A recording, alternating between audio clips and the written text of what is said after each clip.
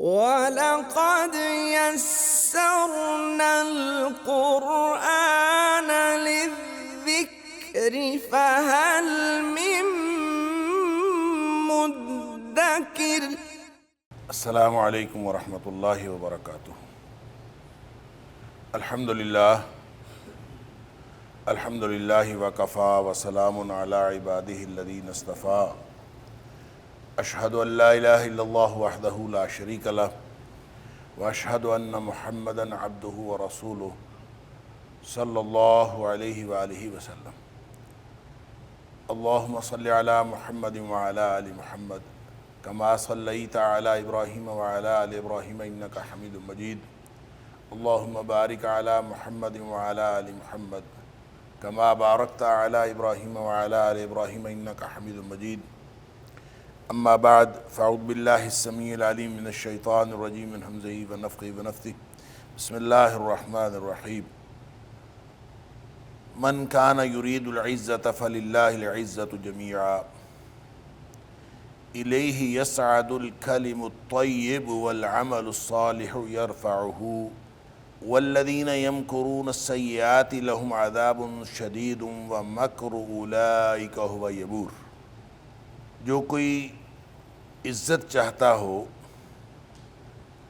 پس ہر قسم کی عزت اللہ کے پاس ہے، اسی کی طرف پاکیزہ بات والعمل الصالح یرفعہ، اسی کی طرف چڑھتی ہے پاکیزہ بات، والعمل الصالح یرفعہ، اور نیک عمل اس کو بلند کرتا ہے، والذین یمکرون السیئات، اور جو لوگ منصوبہ بندی کرتے ہیں، تدبیر کرتے ہیں برے کاموں کی، لہم عذاب شدید، ان کے لیے سخت عذاب ہے، ومکر اولئک ھو یبور،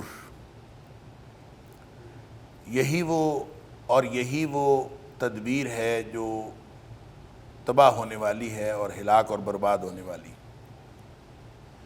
آیت نمبر 10 سورہ فاطر، یہاں سے آج کے سبق کا آغاز اللہ کی توفیق سے ہو رہا ہے۔ یہ بات میں نے پہلے آپ کے سامنے عرض کر دی کہ سورہ فاطر کا جو بنیادی موضوع ہے وہ دلائل توحید، دلائل آخرت اور دلائل رسالت، بلکہ زیادہ اسپیسیفکلی بات کریں تو توحید و رسالت، توحید و آخرت کے دلائل جو ہیں وہ زیادہ پرومیننٹ ہیں، شروع میں رسالت کے دلائل بھی ہیں۔ اصل میں یہ سارے عقیدے ایک دوسرے سے جڑے ہوئے ہیں، کوئی عقیدہ دوسرے سے مختلف اور کٹا ہوا نہیں ہے، لہذا جب توحید کی بات کی جائے تو توحید قرآن میں بیان ہوئی ہے، قرآن کو لانے والے نبی اکرم صلی اللہ علیہ وسلم ہیں، نبی اکرم صلی اللہ علیہ وآلہ وسلم کی رسالت کی حقانیت توحید کے دلائل میں سے اور توحید کی حقانیت میں سے ہے۔ توحید کی حقانیت نبی پاک صلی اللہ علیہ وسلم کی رسالت کی حقانیت کو ثابت کرتی ہے، اسی طرح سے آخرت کا تعلق جو وہ بھی ان دونوں عقائد کے ساتھ جڑا ہوا ہے، تو اس اعتبار سے تینوں عقیدے جو ہیں باہم ایک دوسرے سے ملے ہوئے ہیں۔ تو اس پوری سورت کا، سورہ فاطر کا جو بنیادی موضوع ہے وہ عقیدہ ہے، اور عقیدہ توحید، یہ تینوں بنیادی عقائد اس کا موضوع ہے۔ اور اس میں خاص طور پر جو میں نے عرض کیا تھا کہ آیت نمبر 1 سے 18 تک جو پہلی 18 آیات ہیں، اس میں آخرت اور توحید کا جو عقیدہ ہے اس کی دعوت دی گئی، اور اس میں مختلف مثالوں کے ذریعے سے اور مختلف پہلوؤں سے یہ بات سمجھائی گئی ہے کہ جو عزت ہے، جو غلبہ ہے، جو کامیابی ہے دنیا اور آخرت کی، وہ اللہ کی توحید کو مان لینے میں۔ یہاں اس آیت کے اندر فرمایا من کان یرید العزۃ فللہ العزۃ جمیعا، جو کوئی عزت چاہتا ہو تو ہر قسم کی عزت تو اللہ کے پاس، فللہ العزۃ جمیعا، ہر قسم کی عزت اللہ کے پاس۔ یہاں عزت سے مراد عزت بھی ہے، احترام، اکرام جس کو ہم سمجھتے ہیں، اور جو عام فہم مفہوم ہے عزت کا، اور عزت سے مراد غلبہ بھی ہے۔ تو غلبہ بھی اللہ کے پاس ہے، ہر قسم کا غلبہ بھی اللہ کا ہے، اور ہر قسم کی عزت بھی اللہ کے پاس ہے۔ لہٰذا عزت چاہنے کے اعتبار سے بھی دونوں مفاہیم اس کے اندر شامل ہیں کہ اگر کوئی شخص اپنی عزت چاہتا ہے تو عزت اللہ کے پاس ہے، اور اگر کوئی شخص غلبہ چاہتا ہے تو وہ غلبہ دین کے مقابلے میں کوئی شخص غالب آ نہیں سکتا، غلبہ اللہ کے پاس ہے۔ فَلِلَّهِ الْعِزَّةُ جَمِيعًا، ہر قسم کا غلبہ اللہ کے پاس ہے۔ لہٰذا دونوں مفاہیم کے ساتھ یہ آیت کھول کھول کے بیان کر رہی ہے کہ کسی کو اگر عزت چاہیے ہو تو بھی اللہ کے پاس ہے، اور کسی کو اگر غلبہ چاہیے ہو تو وہ غلبہ جو ہے وہ اللہ کے ساتھ ملے بغیر وہ غلبہ حاصل نہیں ہو سکتا۔ قُلِ اللَّهُمَّ مَالِكَ الْمُلْكِ تُؤْتِي الْمُلْكَ مَن تَشَاءُ وَتَنزِعُ الْمُلْكَ مِمَّن تَشَاءُ وَتُعِزُّ مَن تَشَاءُ وَتُذِلُّ مَن تَشَاءُ بِيَدِكَ الْخَيْرُ، جس کو تو چاہتا ہے عزت دیتا ہے، جس کو چاہتا ہے اس سے عزت واپس لے لیتا ہے، جس کو چاہتا ہے اس کو ذلت عطا کرتا ہے، جس کو چاہتا ہے عزت عطا کرتا ہے۔ تو سب کچھ تو اللہ کے ہاتھ میں ہے، اللہ اکبر۔ لیکن یہ جو خاص طور پر کفار کے حوالے سے بات کی گئی ہے کہ من کان یرید العزہ، یہ اگر عزت چاہتے ہیں تو سورہ مریم کے اندر بھی ایک بات فرمائی گئی کہ یہ عزت واتخذوا من دون اللہ آلہہ لیکونوا لہم عزا، یہ اللہ کے علاوہ معبود بناتے ہیں اور چاہتے یہ ہیں، سمجھتے یہ ہیں کہ یہ ان کے لیے عزت کا باعث بنیں گے، عزت یا غلبے کا باعث بنیں گے، یا دنیا آخرت کی عزت ان کو ملے گی۔ اللہ تعالیٰ فرماتا ہے کلا، ایسا ہو نہیں سکتا، یہ کبھی بھی عزت کا باعث نہیں ہو سکتے۔ سَيَكْفُرُونَ بِعِبَادَتِهِمْ وَيَكُونُوا عَلَيْهِمْ ضِدًّا، بجائے اس کے کہ یہ عزت کا باعث بنے، یہ قیامت والے دن یہ تو ان کے مقابلے میں آ کے کھڑے ہو جائیں گے اور ان کے مخالفت میں یہ کھڑے ہوں گے۔ یہ ایسا نہیں ہو سکتا کہ یہ کبھی ان کے لیے عزت کا باعث بنے۔ اللہ اکبر۔ لہٰذا یہ سارا کا سارا جو عزت اور غلبے کی بات ہے، چاہے غلبہ اس سے معنی لیں اور چاہے اس سے مراد عزت لیں، دونوں قسم کی عزت بھی اور غلبہ بھی اللہ ہی کے پاس ہے۔ سورہ نساء کے اندر اللہ تعالیٰ نے فرمایا یبتغون عندہم العزہ، کیا یہ ان کے پاس جا کے عزت ڈھونڈتے ہیں؟ اللہ اکبر۔ فَإِنَّ الْعِزَّةَ لِلَّهِ جَمِيعًا، ہر قسم کی عزت جو ہے وہ اللہ کے پاس۔ لہذا وہ عزت کا جو عام فہم مفہوم ہے کہ ہمیں عزت چاہیے، ہمیں ذلت کے مقابلے میں جو عزت ہے وہ بھی اللہ کے پاس ہے، عزتوں والا مالک وہ ہے۔ اللہ اکبر۔ اور دوسری اگر کوئی غلبے کی بات کرے تو غلبہ اللہ کے مقابلے میں کوئی شخص غلبہ حاصل کر نہیں سکتا۔ یہ جو کفار مکہ نے خاص طور پر اس وقت کے مخاطبین وہی تھے، تو ان کو یہ بتایا جا رہا ہے کہ اگر تمہارا مقصد یہ ہو کہ تم کوئی کسی قسم کا غلبہ حاصل کر لو گے تو غلبہ تو اللہ کے پاس ہے، اور نبی پاک صلی اللہ علیہ وآلہ وسلم چونکہ اللہ کے بھیجے ہوئے نبی ہیں، لہٰذا غلبہ ان کو ملے گا، غلبہ آپ کو نہیں ملے گا، کیونکہ غلبہ اللہ کے ہاتھ میں ہے۔ الیہ یصعد الکلم الطیب، اللہ ہی کی طرف چڑھتی ہے پاکیزہ بات۔ الکلم جو ہے یہ بطور جنس کے آیا ہے، ویسے کلمہ کی جمع بھی آتی، لیکن یہاں کلم بطور جنس کے ہے، جو واحد بھی ہے جمع بھی ہے، جب واحد کے طور پر بھی استعمال ہو سکتا ہے، جمع کے طور پر بھی استعمال، کلم۔ تو الیہ یصعد الکلم الطیب، اللہ ہی کی طرف چڑھتی ہے پاکیزہ بات، والعمل الصالح یرفعہ، اور جو عمل صالح ہے وہ بھی اسی کی طرف بلند ہوتا ہے۔ اب یہ جو پاکیزہ بات اور عمل صالح کی بات ہے کہ عمل صالح کیا مراد ہے، یرفعہ میں سے ہو کی ضمیر کس طرف ہے، اس سے تین مفاہیم کا جو ہے وہ احتمال یہاں پہ آتا ہے، تین مفہوم اس کے ہو سکتے ہیں، اور تینوں میں باہم کوئی فرق نہیں ہے، لیکن تینوں کو سمجھنے کے لیے ان کے اوپر نگاہ رکھنے کی ضرورت ہے۔ دیکھیں، ایک تو بات یہ ہے کہ پاکیزہ بات سے مراد کیا ہے۔ وہ جو اللہ کریم نے پاکیزہ بات کی مثال سورہ ابراہیم کے اندر دی تھی کہ اس کی مثال جو ہے الکلمۃ الطیبہ، جو کلمہ طیبہ کی جو مثال ہے وہ ہے کشجرۃ طیبۃ، کلمہ طیبہ کی مثال ہے جیسے پاکیزہ درخت ہو. اللہ اکبر. اصلها ثابت وفرعها فی السماء. ضرب اللہ مثلا کلمۃ طیبۃ. اللہ مثال بیان کرتا ہے پاکیزہ بات کی جیسے پاکیزہ درخت ہو. اس اصلها ثابت وفرعها فی السماء. وہ پاکیزہ بات کیا ہے؟ جس کی جڑیں مضبوط ہوں اور اس کا پھل جو ہے وہ اس کی شاخیں وہ آسمان تک پھیلی ہوئی ہوں. اور تؤتی اکلھا کل حین باذن ربھا. وہ اپنے رب کے حکم سے ہر وقت جو ہے وہ اس کا پھل وہ اس کو دے رہے. اچھا، یہ اس کا مطلب ہے پاکیزہ بات سے مراد وہ عقیدہ ہے. پاکیزہ بات سے مراد عقیدہ، جو کسی کے دل میں بات گھر کر گئی ہے، وہ پاکیزہ بات، وہ شجرہ طیبہ اور وہ عقیدہ اس سے مراد. عمل صالح جو ہے یہ ظاہری طور پر جو اعمال سر انجام دیا جائے وہ عمل صالح ہے. لہٰذا پاکیزہ بات سے مراد عقیدہ ہے، اور عقیدہ بھی اللہ کی طرف جاتا ہے اور عمل صالح بھی اسی کی طرف جاتا ہے. لہٰذا یرفعہ کی جو ضمیر ہے اس کو اگر مختلف سمجھ لیا جائے تو ایک معنی یہ بنتا ہے کہ عمل صالح پاکیزہ، یرفعہ کا معنی ہوتا ہے اٹھاتا ہے اس کو. رفع یرفع کا معنی ہوتا ہے اٹھانا.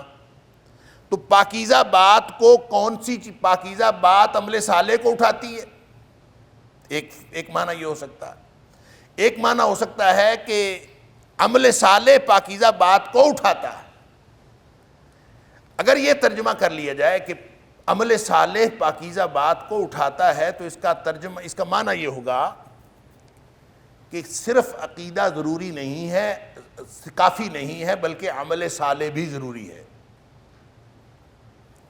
عمل صالح پاکیزہ بات کو اٹھاتا ہے. والعمل الصالح یرفعہ. پاکیزہ بات کو عمل صالح پاکیزہ بات کو اٹھاتا ہے. اس کا مطلب یہ ہوگا کہ پاکیزہ بات جتنی مرضی موجود رہے اس کو اٹھان اس وقت ملے گی جب عمل صالح ہوگا. گویا عمل صالح کے بغیر انسان کی زندگی نہیں، انسان کی زندگی عمل صالح. اسی لیے اللہ کریم نے پورے قرآن میں جہاں کہیں آمنو کی بات ہوئی وعملوا الصالحات کی بات ہوئی. آمنو وعملوا الصالحات، آمنو وعملوا الصالحات. عقیدے کی اہمیت اپنی جگہ پہ ہے، لیکن اس کی اصل اہمیت یہ ہے والعمل الصالح یرفعہ. کلمہ الطیب بھی اللہ کی طرف چڑھتی ہے، پاکیزہ بات بھی اللہ کی طرف جاتی ہے، لیکن اس کو اصل چیز جو اٹھاتی ہے، جو اس کے اندر اٹھان بھرتی ہے، جو اس کے اندر رنگ بھرتی ہے، جو اس کو قابل جزا بناتی ہے، وہ عمل صالح ہے. لہذا پہلا معنی اس کا یہ ہوگا کہ عمل صالح ضروری ہے عقیدے کے لیے، پاکیزہ بات کے لیے. دوسرا اس کا معنی یہ ہو سکتا ہے پاکیزہ بات عمل صالح کو بلند کرتی ہے، یعنی ہو کی ضمیر پاکیزہ بات کی طرف ہو. یرفعہ، پاکیزہ بات عمل صالح کو اٹھاتی ہے یا عمل صالح پاکیزہ بات کو اٹھاتا ہے. اگر پہلا ترجمہ کرے، یعنی اگر یہ ترجمہ کریں کہ عمل صالح پاکیزہ بات کو اٹھاتا ہے تو اس کے بارے میں نے عرض کر دیا. اور اگر یہ ترجمہ ہو کہ پاکیزہ بات عمل صالح کو بلند کرتی ہے تو اس کا مطلب یہ ہوگا کہ انسان کا عمل کے لیے مومن ہونا ضروری ہے. یعنی صرف وہ عمل کرتا رہے اور وہ مومن نہ ہو، اس کا عقیدہ نہ ہو، پاکیزہ بات اندر ہو ہی نہ. تو پاکیزہ بات نہ ہو، صرف عمل صالح ہو تو اس کا کوئی فائدہ نہیں. جیسے کفار نیک عمل کرتے ہیں تو ان کے نیک عمل کا ان کو آخرت کے اعتبار سے کوئی فائدہ نہیں. دنیا کے اعتبار سے ان کو فائدہ ہے، آخرت کے اعتبار سے کوئی فائدہ نہیں. کیوں؟ اس لیے کہ عقیدہ نہیں. اللہ، جیسے قرآن نے فرمایا من عمل صالحا من ذکر او انثی وہو مؤمن. جو نیک عمل کرے چاہے وہ عورتوں میں سے ہو چاہے مردوں میں سے ہو، وہو مؤمن، لیکن ہو مومن. یہ شرط ہے بنیاد، مومن ہو. فَلَنُحْيِيَنَّهُ حَيَاةً طَيِّبَةً، پھر ہم اس کو پاکیزہ زندگی عطا کرتے ہیں. اللہ اکبر. تو اس کا مطلب یہ ہوا کہ عمل صالح ضروری ہے. پہلی صورت میں عقیدہ ضروری ہے، ایمان ضروری ہے. اب دوسری صورت میں یعنی پہلی صورت میں عمل ضروری ہے اور اس صورت میں مومن ہونا ضروری ہے. مومن ہوگا تو اس کے عمل صالح کی حیثیت ہوگی. والعمل الصالح یرفعہ، عمل صالح ہی پاکیزہ بات ہی بلند کرتی ہے عمل صالح کو. پاکیزہ بات ہوگی یعنی عقیدہ درست ہوگا تو پھر اس کے عمل صالح کی اللہ کے ہاں ویلیو بنے گی، وگرنہ اس کی کوئی ویلیو نہیں. جیسے نبی اکرم صلی اللہ علیہ وسلم فرمایا ان اللہ تعالی لا ينظر، اللہ تعالیٰ تمہارے الی قلوب الی اموالکم و الی صورکم، اللہ تعالیٰ تمہاری صورتوں کی طرف یا تمہارے مالوں کی طرف نہیں دیکھے. ولکن ينظر الی قلوبکم و اعمالکم، اللہ تمہارے دلوں کی طرف دیکھتا ہے اور تمہارے اعمال کی طرف دیکھتا ہے. لہٰذا دل بھی صحیح ہو، کیا مطلب عقیدہ صحیح ہو اور عمل صالح درست ہو، وہ اعمال نبی پاک صلی اللہ علیہ وسلم کے فرمان کے مطابق ہوں، آپ کے اسوہ کے مطابق ہوں، آپ کی سنت کے مطابق ہوں. لہٰذا دو ہی شرائط ہیں عمل صالح کی. جب بھی عمل صالح کی ڈیفینیشن کی جائے، جس کے لیے ہمارا اصل امتحان ہو رہا ہے، الذی خلق الموت والحیات لیبلوکم ایکم احسن عملا، حسن عمل کا امتحان ہے. اور اچھا عمل کون سا ہوتا ہے؟ اچھا عمل کون سا ہوتا ہے؟ اچھا عمل وہ ہوتا ہے جس میں یہ دونوں خصوصیات پائی جائیں، عقیدہ بھی ایمان بھی خالص اللہ کے لیے ہو، عمل خالص اللہ کے لیے کیا جائے، یہ پہلی شرط. اور دوسری شرط یہ ہے کہ وہ عمل نبی پاک صلی اللہ علیہ وسلم کی سنت کے مطابق کیا جائے. اگر یہ دونوں شرائط اس میں موجود ہیں تو وہ عمل صالح ہے، اور اگر یہ دونوں شرائط موجود نہیں ہیں تو پھر وہ عمل صالح نہیں ہے. اللہ وَلَقَدْ يَسَّرْنَا الْقُرْآنَ لِلذِّكْرِ فَهَلْ مِن مُدَّكِرٍ وَلَقَدْ يَسَّرْنَا الْقُرْآنَ لِلذِّكْرِ فَهَلْ مِن مُدَّكِرٍ. تیسرا ایک احتمال اس کا معنی کا یہ بھی ہو سکتا ہے کہ یرفعہ جو ہے ہو، اس کی ضمیر اللہ کی طرف ہو. والعمل الصالح یرفعہ، عمل صالح کو بلند کرتا ہے اللہ. جو عمل صالح ہے اس کو اللہ بلند کرتا ہے. کیا مطلب؟ اللہ عمل صالح کو قبول فرماتا ہے. لہذا تینوں معنوں کو اگر برابر رکھ کے دیکھیں تو بھی ان کے مراد کے اندر کوئی فرق نہیں ہے، تینوں ایک بیک وقت درست ہو سکتے ہیں. اللہ اعمال کو قبول فرماتا ہے، عقیدے سے اعمال ویلیویبل بنتے ہیں، اور عقیدے کے بغیر جو ہے وہ اعمال کی کوئی حیثیت نہیں ہوتی. اور اگر کوئی شخص عقیدے کے بغیر عمل کرتا رہتا ہے، نیک عمل جتنا مرضی کرتا رہے، نبی اکرم صلی اللہ علیہ وسلم نے فرمایا کافر جتنے بھی اعمال کرتا ہے اس کے سارے اعمال کا اس کو بدلہ دنیا میں دے دیا جاتا ہے، اس لیے کہ آخرت اس کے پروگرام میں شامل نہیں. دنیا میں اس کو بدلہ دے دیا جاتا ہے، اور جب وہ اللہ کے پاس پہنچتا ہے یعنی موت کا وقت اس کا آتا ہے تو اس کے پاس ایک بھی نیکی باقی نہیں بچتی. ساری نیکیوں کا اللہ تعالیٰ یہاں دنیا میں اس کو اجر دے دیتا، اور جب وہ مرتا ہے تو اس کے پاس کچھ بھی نہیں ہوتا. لہٰذا آخرت میں اللہ سے اجر لینے کے لیے عقیدہ اور عمل دونوں جو ہے وہ ضروری ہیں. والذین یمکرون السیئات، جو لوگ بری تدبیریں کرتے ہیں یا برائیوں کی تدبیریں کرتے ہیں، دونوں معنی. مکر جو ہے اس کا معنی ہوتا ہے خفیہ تدبیر. تو خفیہ تدبیر پازیٹیو بھی ہو سکتی ہے، نیگیٹو بھی ہو سکتی ہے.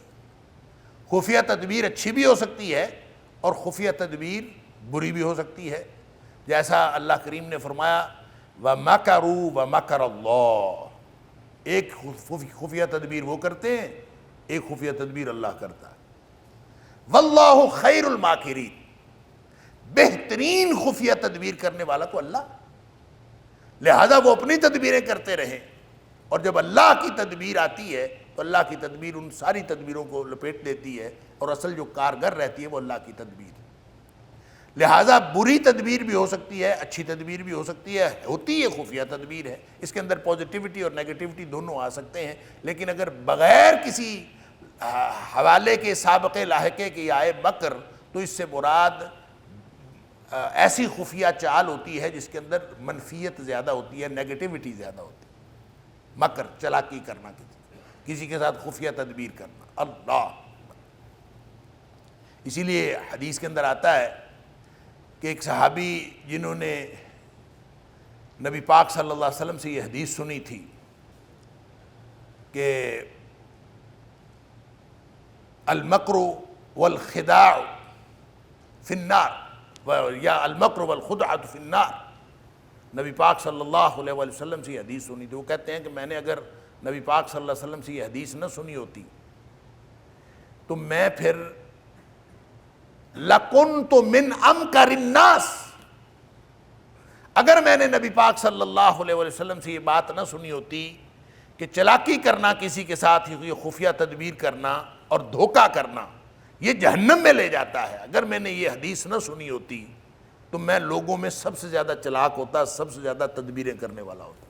لَكُنْتُ مِنْ أَمْكَرِ النَّاسِ، تو اس کا مطلب ہے کہ کسی دوسرے کے ساتھ چلاکی کرنا، کوئی تدبیر کرنا، ایسی تدبیر کرنا جو دوسرے شخص کو اس کی سمجھ نہ آئے، وہ مکر ہوتا ہے۔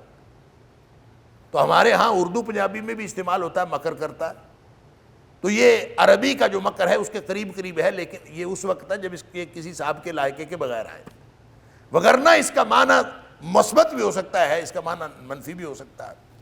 والمکر والذین یمکرون السیئات، جو تدبیر کرتے ہیں اور کرتے ہی بری تدبیر ہے، برائیوں کی تدبیریں کرتے ہیں، یمکرون السیئات، برے کام، بری باتیں، برے خیالات، برے اعمال، بری منصوبہ بندی، وہ ہمیشہ برائیوں کی منصوبہ بندیاں کرتے ہیں۔ فرمایا لہم عذاب شدید، نیکیوں کی منصوبہ بندیاں کرنے کی بجائے برائیوں کی منصوبہ بندی کرتے ہیں، برائیاں کر پائیں یا نہ کر پائیں، منصوبے سارے ان کے برے ہیں۔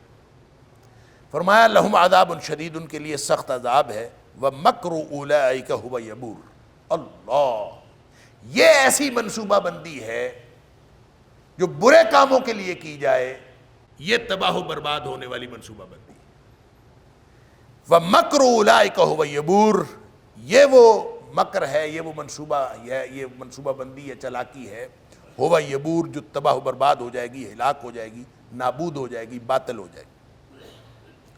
واللہ خلقکم من تراب ثم من نطفۃ ثم جعلکم ازواجا وما تحمل من انثى ولا تدع الا بعلمه وما تحمل من انثى ولا تدع الا بعلمه وما يعمر من معمر ولا ينقص من عمره الا في كتاب ان ذلك على الله يسير۔ اور اللہ ہی نے پیدا کیا، خلقکم، تمہیں پیدا کیا، من تراب، مٹی سے، ثم من نطفۃ، پھر پانی کے ایک قطرے سے، ثم جعلکم ازواجا، پھر تمہیں جوڑے جوڑے بنا دیا، وما تحمل من انثى ولا تدع الا بعلمه، اور کوئی حاملہ، کوئی مادہ، وما تحمل من انثى، کوئی مادہ نہ کوئی حاملہ ہوتی ہے اور نہ ہی وہ بچہ جنتی ہے، الا بعلمہ، مگر وہ اللہ کے علم میں ہوتا ہے۔ وما يعمر من معمر، اور نہ کوئی عمر پانے والا اس کی عمر زیادہ ہوتی ہے، ولا ينقص من عمرہ، اور نہ ہی اس کی عمر میں کوئی کمی کی جاتی ہے، الا فی کتاب، مگر وہ کتاب میں پہلے لکھا ہوتا ہے۔ ان ذلک علی اللہ یسیر، یہ سب اللہ کے لیے بڑا آسان ہے۔ یہاں اللہ تعالیٰ نے بظاہر تو یہ ہے مراحل تخلیق پر غور کرو، اپنے مراحل تخلیق پر غور کرو، اللہ تعالیٰ کی قدرت تمہیں خود بخود سمجھ آ جائے گی، بعث بعد الموت بھی سمجھ میں آ جائے گا، دوبارہ جی اٹھنا بھی سمجھ میں آ جائے گا، اللہ تعالیٰ کی قدرت سمجھ میں آئے گی تو بعث بعد الموت اس کے ساتھ جڑی ہوئی ہے کہ اللہ تعالیٰ دوبارہ کیسے، جب ان اللہ علی کل شیء قدیر، اللہ تعالیٰ ہر چیز پر قدرت رکھنے والا ہے، یہ سمجھ میں آ جائے گا تو پھر یہ بھی سمجھ میں آ جائے گا کہ وہ پھر دوبارہ زندہ کرنے پر بھی قادر ہے، یہ بھی سمجھ، یہ اپنے مراحل تخلیق پر غور۔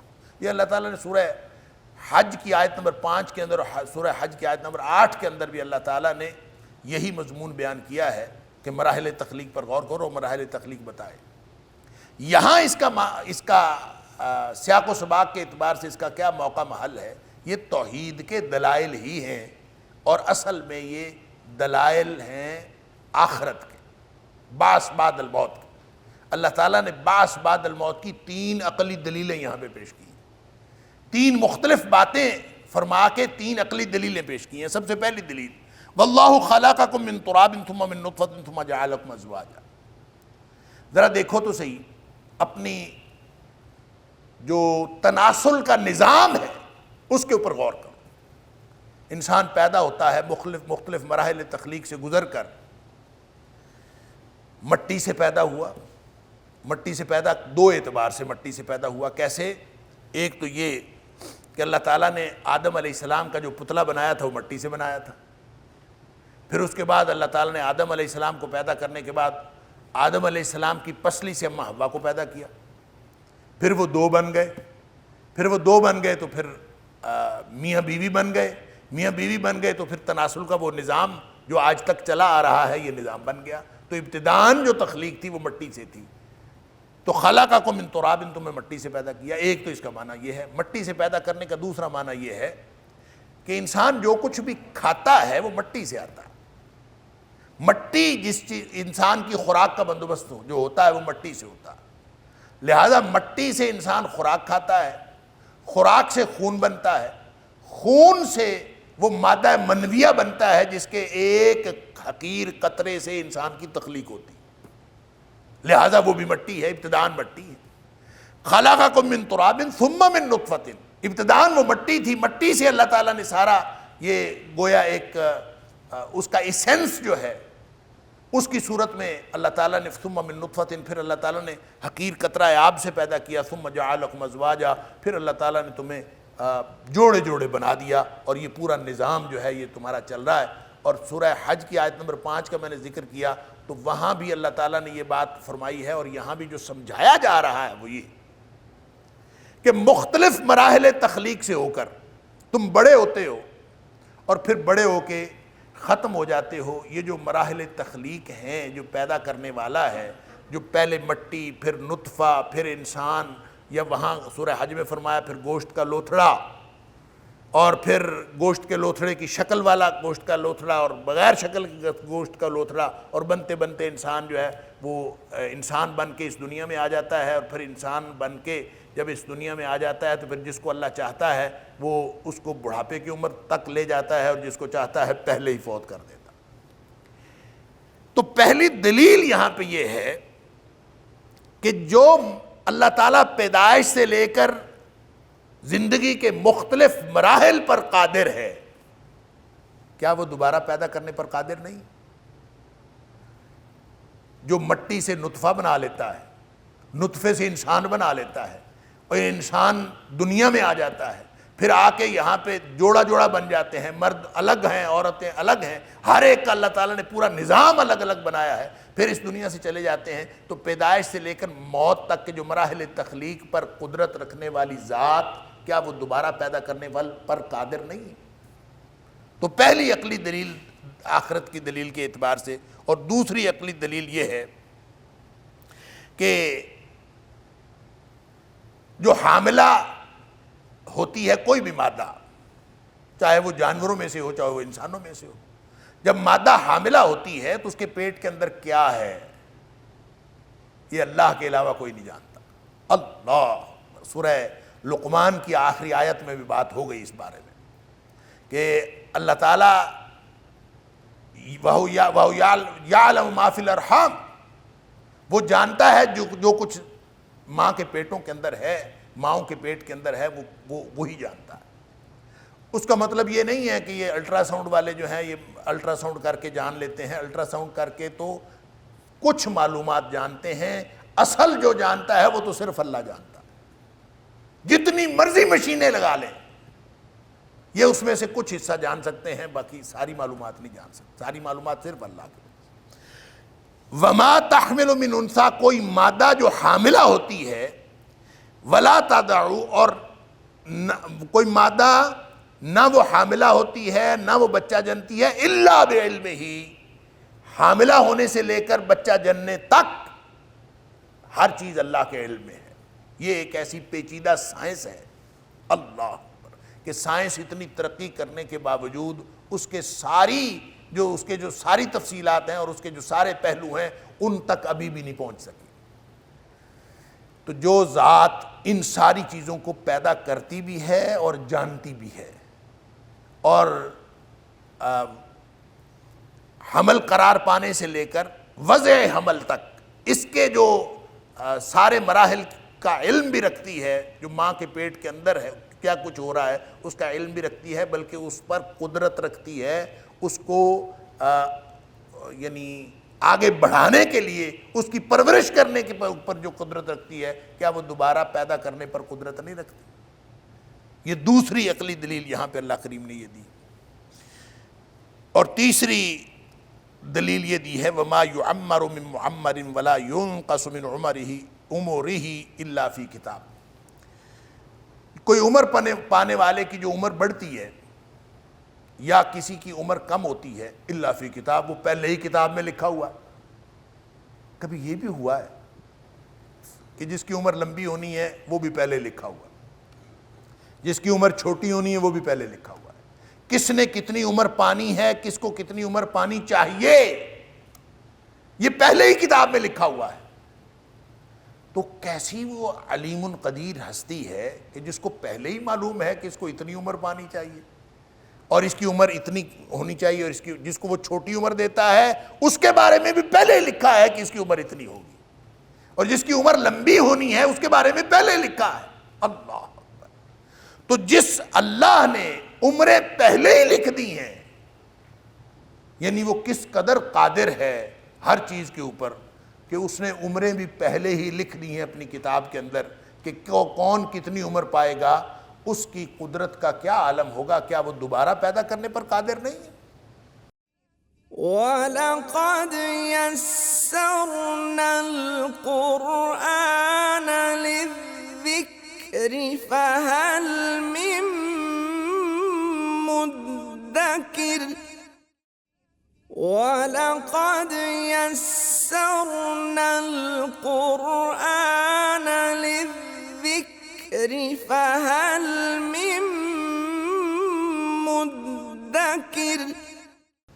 تو یہ تیسری عقلی دلیل دی ہے کہ اللہ تعالیٰ جو عمروں پر، اور عمر جو ہے پہلے لکھ دینا، اس کو تو پہلے علم ہوگا تو لکھے گا نا، پہلی بات یہ۔ دوسرا یہ کہ اس کی تفصیلات کا بھی علم ہوگا، جیسے سورہ کہف کے اندر آتا ہے کہ وہ بڑا ہو کے جو ہے وہ اس نے ظالم بننا تھا تو اللہ تعالیٰ نے اس کو بچپن میں ہی فوت کر دیا۔ تو بڑا ہو کے ظالم بننا تھا، اس کی عمر چھوٹی رکھ دی، ظالم نہیں بننا تھا کہ بننا تھا، یہ کون جانتا ہے سوائے اللہ کے؟ یہ سارا علم اللہ کے پاس ہے۔ اللہ اکبر۔ تو اللہ تعالیٰ فرماتا ہے الا فی کتاب، یہ سب کچھ کتاب میں پہلے لکھا ہوا۔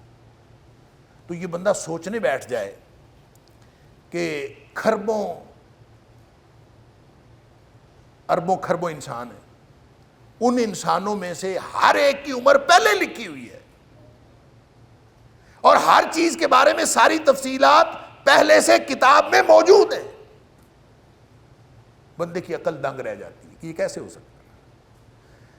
فرمایا وہ اللہ جو یہ سارے علم رکھتا ہے اور جس کے کتاب میں تم سب کی عمریں پہلے سے لکھ دی گئی ہیں، کیا وہ اس بات پر قادر نہیں ہے کہ دوبارہ زندہ کر لے، تمہیں دوبارہ پیدا کر لے؟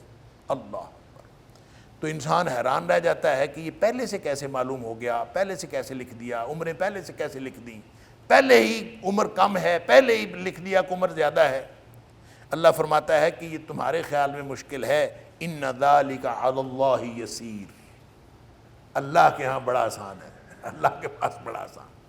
اللہ تعالیٰ کی قدرت کے سامنے اس کی کوئی حیثیت نہیں۔ اللہ تعالیٰ ہمارے مستقبل کو بھی اس سے زیادہ اچھے طریقے سے جانتا ہے جتنا ہم اپنے حال اور ماضی کو نہیں جانتے۔ اللہ تعالیٰ ہمارے مستقبل کو بھی اس سے زیادہ اچھے۔ اللہ کا علم محیط کلی ہے، اللہ تعالیٰ ہر چیز کو، اللہ تعالیٰ کا علم ہر چیز کا احاطہ کرتا ہے۔ وما یستوی البحران ھذا عذب فرات سائغ شرابہ وھذا ملح اجاج۔ اللہ اکبر۔ جو دو سمندر ہیں نا وہ برابر نہیں ہیں، وما یستوی البحران، جو دو سمندر ہیں وہ برابر نہیں ہیں. ھذا عذب فرات، ایک سمندر جو ہے وہ تو میٹھا ہے اور پیاس بجھانے والا ہے اس کا پانی. سائغ شرابہ، اور انتہائی مزیدار ہے اور آرام سے گلے سے نیچے اتر جانے والا ہے شرابہ، اس کا پانی. سبحان اللہ. ایک تو یہ ہے میٹھا پانی مزیدار، جب انسان پینا چاہتا ہے تو وہ انسان اس کو مزے لے لے کے پی جاتا ہے. وَھَذَا مِلْحٌ اُجَاج، لیکن جو دوسرا سمندر ہے ساتھ ہی چل رہا ہے وہ یہ میٹھا پانی، ادھر میٹھا ہے ادھر ملح اجاج، نمکین ہے کڑوا. ایک تو نمکین ہوتا ہے نا جو مزے سے بندہ پی لیتا ہے، نمکین ہے چل کوئی بات نہیں، پی تو لے لیتا ہے بندہ. ملح اجاج، ایسا نمکین جو کڑوا ہوتا ہے اور پیا نہیں جا سکتا. اللہ اکبر. یہ سمندر کہاں پہ ہے؟ یہ سمندر اصل میں زمین کے نیچے ہے.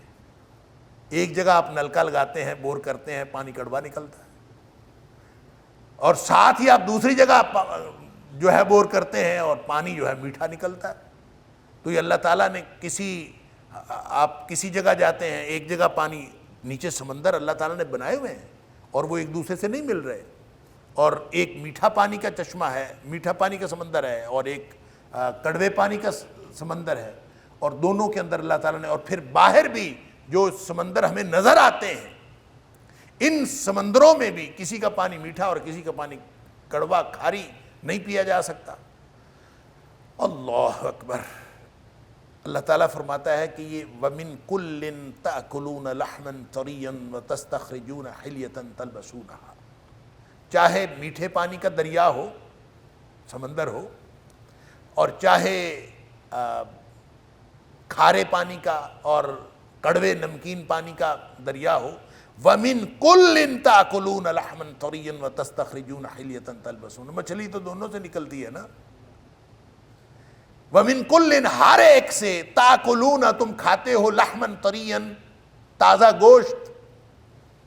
مچھلی منڈی میں جا کے کہتا ہے دریائی مچھلی چاہیے مجھے، میں نے سمندری مچھلی نہیں لینی. وہ کہتے ہیں سمندری لے لو.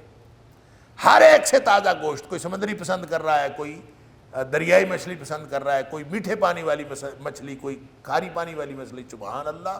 وَمِن كُلٍّ تَأْكُلُونَ لَحْمًا طَرِيًّا، اللہ تعالیٰ فرماتا ہے دونوں میں سے تم تازہ گوشت کھاتے ہو. وَتَسْتَخْرِجُونَ حِلْيَةً، اور اس میں سے تم زیور نکالتے ہو. تَلْبَسُونَهَا، جو تم پہنتے ہو، یعنی اس میں سے موتی نکلتے ہیں اور وہ تمہارا زیور بنتے ہیں.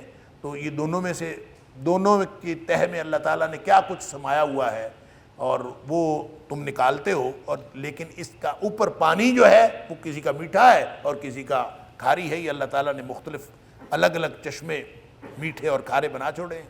سبحان اللہ. وَتَرَى الْفُلْكَ فِيهِ مَوَاخِرَ، اور تو دیکھتا ہے کشتی کو، فیہ مواخر، وہ اس میں پانی کو چیرتے ہوئے چلتی ہے. لِتَبْتَغُوا مِن فَضْلِهِ، تاکہ تم اللہ کا فضل تلاش کرو. کشتی چلتی ہے اور وہ اس کے ساتھ تمہارا رزق وابستہ ہے. اللہ. ایک تو رزق وابستہ ہے، مچھلیاں مچھیروں کی ہوتی ہیں کہ وہ مچھلیاں پکڑنے کے لیے جاتے ہیں اور وہ پانی کو چیرتی ہوئی وہ چل رہی ہوتی. ایک یہ ہے کہ پوری دنیا کا جو تجارتی نظام ہے وہ بحری جہازوں کے ساتھ منسلک ہے. ہوائی جہازوں کے ساتھ تجارت بہت ہی کم ہوتی. جو مین اصل جو ذریعہ ہے پوری دنیا کی تجارت کا وہ بحری جہاز ہے. لہذا بڑے بڑے بحری جہاز جو پانی کو چیرتے ہوئے چلتے ہیں، لِتَبْتَغُوا مِن فَضْلِهِ، پوری دنیا کا رزق اس کے ساتھ وابستہ ہے. بڑے بڑے کاروباری لوگ جس طرح کا بھی کوئی کاروبار ہو رہا ہوتا ہے، جو کوئی گاڑیوں کا کاروبار ہو رہا ہو، غلے کا کاروبار ہو رہا ہو، کپڑے کا کاروبار ہو، الیکٹرانکس کا کاروبار، کسی بھی چیز کا کاروبار ہو رہا ہے تو اس کا تعلق ان کشتیوں کے ساتھ ضرور ہے. وَتَرَى الْفُلْكَ فِيهِ مَوَاخِرَ، کہ جو تو دیکھتا ہے کہ کشتی پانی کو پھاڑتے ہوئے چلتی ہے. لِتَبْتَغُوا مِن فَضْلِهِ، تاکہ تم اللہ کا فضل، یعنی اللہ کے فضل سے مراد رزق ہے یہاں، کہ تم رزق تلاش کرو. اور لوگ رزق تلاش کرنے کے لیے یہ سارا کا سارا نظام سمندر کے ساتھ وابستہ ہے. وَلَعَلَّكُمْ تَشْكُرُونَ، اور تاکہ تم شکر کرو۔ سبحان اللہ، یہ دلائل دیے ہیں اللہ تعالیٰ نے اپنی قدرت کے اور توحید کے دلائل دیے ہیں۔ یہ جہاں تک تعلق ہے دو سمندروں کا، تو سورہ فرقان کی جو آیت نمبر 53 ہے اس کے اندر بھی ہماری گفتگو ہو چکی کہ وہاں بھی اللہ تعالیٰ نے وَهُوَ الَّذِي مَرَجَ الْبَحْرَيْنِ هَذَا عَذْبٌ فُرَاتٌ وَهَذَا مِلْحٌ أُجَاجٌ، یہی الفاظ اللہ کریم نے وہاں ارشاد فرمائے۔ اور جہاں تک بات ہے یہ تازہ گوشت کھانے کی اور اس میں سے زیور نکالنے کی، اس کے بارے میں بات سورہ نحل کی آیت نمبر 14 کے اندر ہو چکی۔ وَهُوَ الَّذِي سَخَّرَ الْبَحْرَ لِتَأْكُلُوا مِنْهُ لَحْمًا طَرِيًّا، کہ ہم نے تمہارے لیے سمندر کو مسخر کر دیا جس کے اندر سے تم تازہ گوشت کھاتے ہو۔ سبحان اللہ۔ اور اس کے بعد تخرجوا منہ حلیۃ تلبسونہا، اس میں سے تم یہ جو زیور بھی نکالتے ہو اور پہنتے ہو۔ تو یہ زیور بھی اور جو جس کا تعلق تازہ گوشت بھی، یہ اللہ تعالیٰ کی نعمتیں ہیں، اور اللہ تعالیٰ نے اس کو توحید کے دلائل کے طور پر سورہ نحل میں بھی ذکر کیا ہے اور یہاں بھی ذکر فرمایا۔ یولج اللیل فی النہار ویولج النہار فی اللیل وسخر الشمس والقمر کل یجری لاجل مسمی ذالکم اللہ ربکم لہ الملک والذین تدعون من دونہ ما یملکون من قطمیر۔ توحید کے دلائل جاری ہیں۔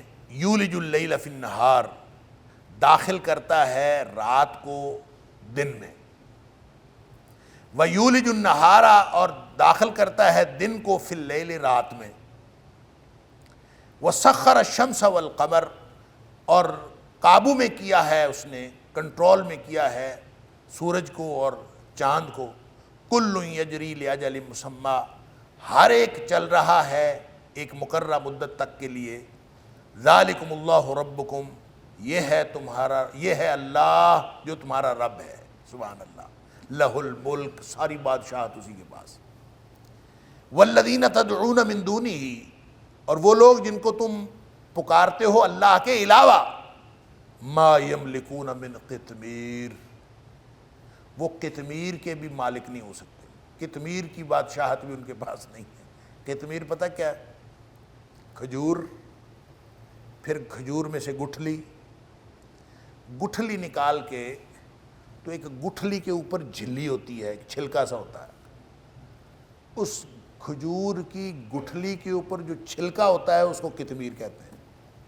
تو اللہ تعالیٰ فرماتا ہے کہ یہ جو کھجور کی گٹھلی کی جھلی ہے نا، چھلکا سا باریک، یہ اس کے مالک بھی نہیں ہے، یعنی کسی اور کا چیز کا مالک ہونا۔ ایک ہے کائنات کا مالک، اور دوسری طرف تم جن کو خدا بنائے بیٹھے ہو اور جن کو پکارتے ہو، وہ کسی چیز کے مالک نہیں ہیں، حتیٰ کہ قطمیر کے مالک بھی نہیں ہیں۔ ما یملکون من قطمیر، کسی قطمیر کے، یعنی کسی ایک جھلی کے، کسی ایک کھجور کی، کسی ایک گٹھلی کی، کسی ایک جھلی کے بھی مالک نہیں۔ اللہ اکبر۔ تو یہ اللہ تعالیٰ نے دل کو رات میں داخل کرنا، رات کو دن میں داخل کرنا، یہ دونوں اعتبار سے ہے۔ ایک تو یہ اس کا آنا جانا مراد ہے کہ کس وقت جو ہے وہ مغرب ہو جاتی ہے، کس وقت مغرب سے فجر ہوتی ہے، یہ رات سے فجر ہوتی ہے اور دن نکل آتا ہے، مغرب ہوتی ہے رات چھا جاتی ہے، ایک دم لگتا ہے کہ رات دن میں داخل ہو گئی، دن رات میں داخل ہو گیا۔ تو یہ مغرب اور فجر کے وقت آپ دیکھیں تو یہ ایک دوسرے کے اندر داخل ہونا ہی ہے۔ دوسرا داخل ہونے سے مراد یہ بھی ہے کہ جب رات چھوٹی ہوتی چلی جاتی ہے تو دن گویا رات کے اندر داخل ہوتا چلا جاتا ہے، اور جب رات بڑی ہوتی چلی جاتی ہے تو گویا رات دن کے اوقات کے اندر داخل ہو جاتی ہے۔ ہم دیکھتے ہیں کہ جب سردیاں ہوتی ہیں تو 5 ساڑھے 5 بجے مغرب ہو جاتی ہے، اور 7 بجے تو ہمیشہ پڑھ رہے ہوتے ہیں، آج کل 7 بجے مغرب ہو رہی ہے۔ اللہ اکبر۔ تو گرمیوں میں 7 ساڑھے 7 تک مغرب چلی جاتی ہے، اور یہ کیا ہے کہ وہ جو دن ہے وہ داخل ہو جاتا ہے رات کے اندر، اور پھر رات داخل ہو جاتی ہے دن کے اندر، اور رات بڑی ہو جاتی ہے، دن چھوٹا ہو جاتا ہے، سکڑ جاتا ہے۔ تو یہ اللہ تعالیٰ نے مختلف نظام بنایا ہوا ہے، سارا اللہ کے کنٹرول میں ہے۔ وَسَخَّرَ الشَّمْسَ وَالْقَمَرَ، سورج چاند جو اپنے اپنے مدار میں گھوم رہے ہیں، کُلٌّ یجری لِأَجَلٍ مُّسَمًّى، یہ ایک مقررہ وقت تک ان کی ڈیوٹی لگی ہوئی ہے کہ وہ چلتے رہے۔ وَالْقَمَرَ قَدَّرْنَاهُ مَنَازِلَ حَتَّى عَادَ كَالْعُرْجُونِ الْقَدِيمِ لَا الشَّمْسُ يَنبَغِي لَهَا أَن تُدْرِكَ الْقَمَرَ وَلَا اللَّيْلُ سَابِقُ النَّهَارِ کل فی فلک وکل فی فلک یسبحون۔ چاند سورج کے مدار میں نہیں جا سکتا، سورج چاند کے مدار میں نہیں جاتا، دونوں اپنے اپنے مدار میں گھوم رہے، تیر رہے ہیں، یہ سب کچھ اللہ کے حکم سے ہے، سبحان اللہ۔ اور جن کو تم پکارتے ہو اللہ کے علاوہ، وہ تو کسی کھجور کی گٹھلی کی جھلی کے مالک بھی نہیں ہیں۔ ان تدعوہم، جب اس قدر بے اختیار تمہارے معبود ہیں، معبودان باطل، ان تدعوہم، تم اگر ان کو پکارو، لا یسمعوا دعاءکم، وہ کبھی تمہاری دعا سن نہیں سکتے، تمہاری پکار سن نہیں سکتے۔ تم اگر ان کو پکارو تو وہ تمہاری پکار سن نہیں سکتے۔ اللہ اکبر۔ وَلَوْ سَمِعُوا، اور اگر سن لے، اس کی وجہ یہ ہے کہ سارے معبود جو ہوتے ہیں مردہ تھوڑی ہوتے ہیں، کئی معبود مردہ ہوتے ہیں، کئی معبود زندہ ہوتے ہیں۔ زندہ معبودوں، زندہ خدا، مردہ خدا، ہر طرح کے الٹے پلٹے خدا لوگوں نے بنائے ہوئے۔ تو اللہ تعالیٰ فرماتا ہے کہ اگر، پہلی تو بات یہ ہے کہ وہ سنتے ہی نہیں ہیں، اور اگر سن لیں، وَلَوْ سَمِعُوا مَا اسْتَجَابُوا لَكُمْ، اگر وہ سن لیں تو وہ تمہاری بات کا جواب نہیں دے سکتے، سن نہیں سکتے اول تو، اور اگر سن لیں تو جواب نہیں دے سکتے۔ وَيَوْمَ الْقِيَامَةِ يَكْفُرُونَ بِشِرْكِكُمْ، قیامت والے دن تمہارے شرک سے ویسے ہی انہوں نے انکار کر دینا ہے، تمہارے شرک سے انہوں نے بیزاری کا اعلان کر دینا ہے کہ تم ان کو شریک ٹھہراتے رہے، اس شرک سے وہ بری ہیں، یہ بھی انہوں نے کہہ دینا۔